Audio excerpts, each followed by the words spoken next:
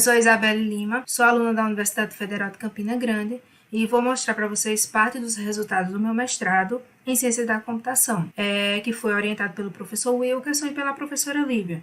Hoje a gente vai falar sobre o artigo Aplicações da Robótica Educacional para o desenvolvimento do pensamento computacional no contexto do ensino médio integral. Então, nós partimos da problemática de que a capacidade de resolver problemas está sendo muito exigido do ser humano.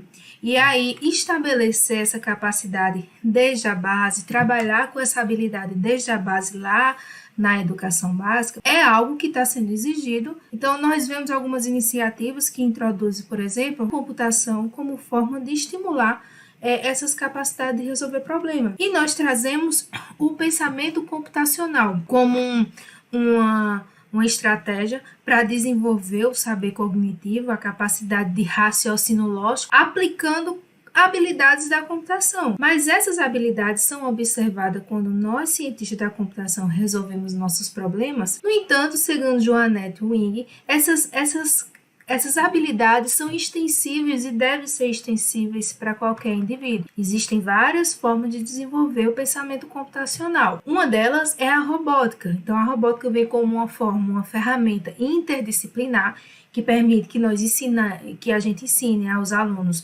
ciências ou outras disciplinas, como programação, e também trabalhe com eles habilidades como trabalho em equipe, raciocínio lógico e criatividades. Nesse sentido, nós começamos a observar que alguns trabalhos com robótica educacional não seguiam uma metodologia, não descreviam os passos.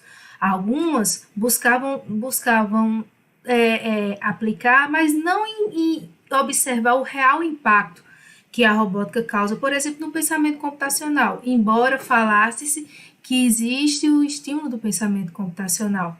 Algumas investigações são de curto prazo, mas a gente precisa também observar algumas de forma longitudinais. Um outro cenário que nos impulsionou foi o cenário da Paraíba, onde se tem um material de robótica, se pode estimular outras habilidades através desse material, mas infelizmente os materiais não são utilizados. Nosso objetivo foi estimular o desenvolvimento do pensamento computacional através da robótica em alunos da primeira série do ensino médio integral e identificar suas relações com o aprendizado das ciências do currículo. Para isso, a gente determinou duas questões de pesquisa. A primeira, qual o impacto que a introdução do pensamento da robótica educacional no ensino médio integral causa no pensamento computacional? Segunda, qual o impacto que a introdução da robótica educacional no ensino médio integral causa no aprendizado dos componentes curriculares? E nós organizamos 5 etapas. A primeira etapa foi a etapa de preparação,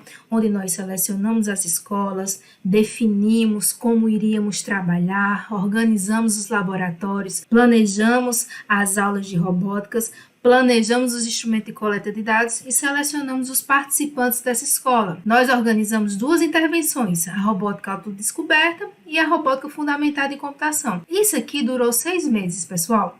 Cada uma durou um bimestre escolar. Esse aqui aconteceu no 2º bimestre e esse aqui no 3º bimestre, tá? Então, na robótica autodescoberta, os alunos não tinham contato com computação, apenas com robótica. A gente introduzia alguns conceitos de ciência, mas deixava mais para que eles descobrissem como a gente pode construir coisas para resolver problemas. Já na robótica autodescoberta, fundamentada em computação, nós ensinamos robóticas e ensinamos computação. Nós aplicamos, ouvimos os professores para identificar as diferenças no comportamento dos alunos, se melhorou ou não melhorou, e depois nós analisamos esses dados coletados. Nós organizamos nosso design da seguinte forma: existem 2 grupos, controle experimental, que todos estudam no ensino médio integral. A única coisa é que o experimental teve aulas de intervenção de robótica e o de controle não. Observamos 2 variáveis independentes, desempenho curricular e o pensamento computacional. O desempenho curricular, nós observamos nas notas dos alunos no ano de 2018.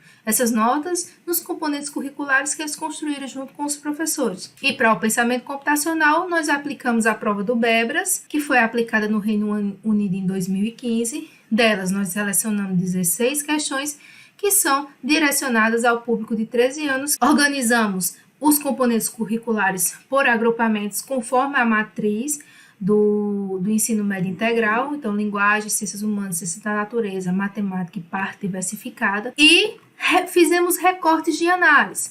A primeira fase, nós pegamos um pós-teste que foi aplicado após o segundo bimestre, ou seja, após a aplicação da robótica autodescoberta, e pegamos as notas dos meninos do segundo bimestre. Na segunda fase, pegamos o pós-teste que foi aplicado no terceiro bimestre e pegamos a média no terceiro bimestre. E, por fim, nós quisemos olhar de modo geral, com a média anual deles, nas disciplinas, e também olhando o último pós-teste que nós aplicamos. Para analisar, nós utilizamos o R, a linguagem R e o RStudio. Antes de começar a determinar os testes, verificamos a parametrização, a normalização dos dados.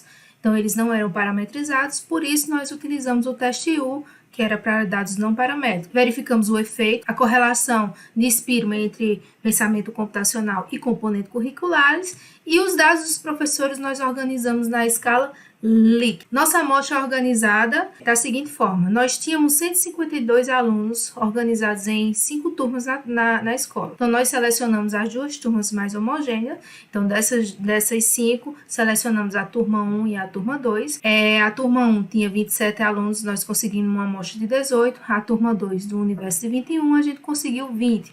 Então, nossa amostra geral é de 38 alunos. Para poder responder a primeira questão, nós olhamos a diferença média entre a turma experimental e a turma de controle em cada etapa. No pós-teste, que aqui a gente está olhando pensamento computacional, no pós-teste 1 e no pós-teste 2. Nós observamos que no pós-teste 1, o grupo experimental é melhor 36,16%, ou seja, 36,16% dos alunos da turma experimental obtiveram um melhor resultado quando comparado a do grupo de controle. Só que no pós-teste 2 deu negativo. Significa dizer que a turma de controle teve um desempenho melhor. E aí isso foi também verificado lá no teste de hipótese. Então, em nenhum dos dois nós obtivemos um p-valor menor que 0,05, então não foi significativos. E a gente tem aqui um efeito pequeno e outro insuficiente. Então, diante dessa situação, a gente aceita a hipótese nula. Para essa realidade da Escola Cidadã Integral, a gente não pode dizer que a partir do Bebras se teve impacto. Já na questão 2, fomos olhar a diferença média e nós tivemos esses percentuais aqui. Na primeira fase, isso considerando todos os agrupamentos, varia de 6,17 a 15,86, na segunda fase de 4,8 a 22,42 e na fase anual de 0% a 16%. Então, existe uma diferença, né? Então, vamos olhar agora nos agrupamentos como é que acontece o teste de hipótese. E esses são os recortes em que os p-valores foram significativos, ou seja, menor que 0,5. E eu chamo a atenção para vocês em dois cenários. Esse aqui tem um efeito grande, que é de ciência da natureza, que é justamente aqui que tem a disciplina de física, e de matemática, um efeito grande. Então, considerando o cenário em que em algumas situações nós temos efeitos de grandes, médios, a gente agora quis também perguntar aos professores se os alunos mudaram de comportamento ou não. E a gente perguntou tanto para a turma de controle quanto para a turma experimental se antes dos nossos experimentos, né, isso lá no primeiro bimestre, os alunos estão assim? E agora, no quarto bimestre, que foi pós nosso experimento, como é que os alunos estão? E nós perguntamos, vocês estão satisfeitos com a participação dos estudantes? Então, nós tivemos um aumento, ou seja, da resposta do primeiro bimestre para o segundo, tivemos um aumento da satisfação no grupo de controle de 6,25%. Já experimental foi de 43%. Quanto à qualidade dos argumentos dos alunos em sala de aula, o aumento foi de 56% no controle e de 62% no experimental.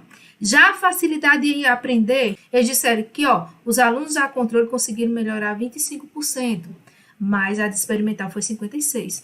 Então, diante dos testes de hipótese que disseram que em alguns cenários existiu melhoras significativas, e diante do cenário em que os professores estão dizendo que minha turma experimental foi sempre melhor nesses questionários qualitativos, nós aceitamos a hipótese alternativa e dizemos que sim, a robótica, seja ela autodescoberta, seja ela fundamentada em computação, ela conseguiu ajudar os meninos a aprender melhor as disciplinas do currículo, os componentes curriculares. Nosso trabalho tem um pouco de ameaça. Por exemplo, a gente pode ter um pouco de confusão de fatores. Os alunos tiveram aulas de professores diferentes, então a forma de avaliar é diferente. Será que essa forma de avaliar não impactou nos nossos dados? Os fatores humanos também podem ter impactado na questão na catalogação dos dados. A história dos alunos, a gente não pode controlar o que eles têm acesso. Foi a mortalidade seletiva. Então, o ensino médio se perde muito aluno ao longo. O aluno falta, às vezes faltava no dia que a gente aplicava o teste e a gente tinha que desqualificar aquele aluno que poderia trazer bons resultados, né? E uma outra questão que é importante é o baixo poder estatístico, porque nossa amostra era pequena, né? E aí a gente também não pode generalizar para outros cenários.